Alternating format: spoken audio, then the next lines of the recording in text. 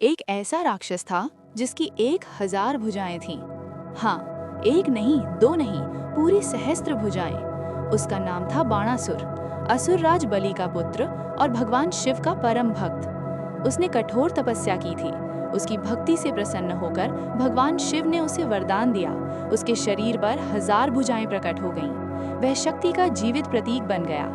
पर धीरे धीरे वही शक्ति उसके भीतर अहंकार में बदल गई। उसे लगने लगा कि तीनों लोकों में कोई भी उसके समकक्ष नहीं। वह युद्ध की इच्छा से व्याकुल रहने लगा। एक दिन उसने भगवान शिव से कहा, प्रभु, मेरी 1000 भुजाएं व्यर्थ हैं। कोई ऐसा शत्रु ही नहीं जो मुझसे टकरा सके। महादेव ने शांत स्वर में उत्तर दिया, समय आने दो, तुम्हारा गर्व अवश्य टूटेगा। उसी समय उसकी पुत्री उषा ने स्वप्न में एक दिव्य युवक को देखा। वह तेजस्वी था, शौर्य से पूर्ण। जागने पर वह उसी के प्रेम में डूब गई। उसकी सखी चित्रलेखा ने अनेक राजकुमारों के चित्र दिखाए। जब अनिरुद्ध का चित्र सामने आया, उषा ने उन्हें पहचान लिया।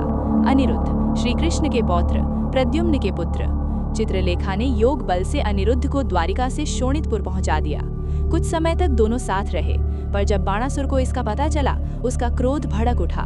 उसने अनिरुद्ध को युद्ध में ललकारा। वीरता से लड़ने के बाद भी अनिरुद्ध नागपाश में बांध दिए गए।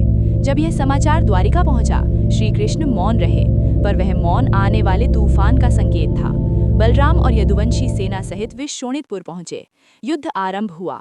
बाणासुर की 1000 भुजाएं एक साथ अस्त्र वर्षा करने लगीं। आकाश शस्त्रों से भर गया। अपने भक्त की रक्षा हेतु भगवान शिव भी युद्ध भूमि में आए। यह वैर नहीं था, यह धर्म की लीला थी।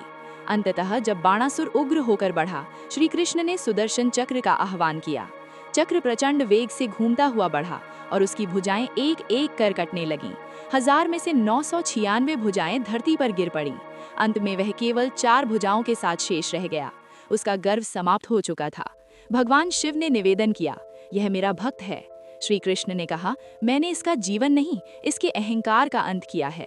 अनिरुद्ध मुक्त हुए। उषा और अनिरुद्ध का विवाह संपन्न हुआ और बाणासुर विनम्र होकर धर्म मार्ग पर स्थापित हुआ, क्योंकि अंततः वही विजयी होता है जो शक्ति के साथ विनम्रता भी रखता है। अगली कथा किस पर हो, कमेंट में लिखो। सत्य अच्छा लगा हो तो लाइक और सब्सक्राइब करो।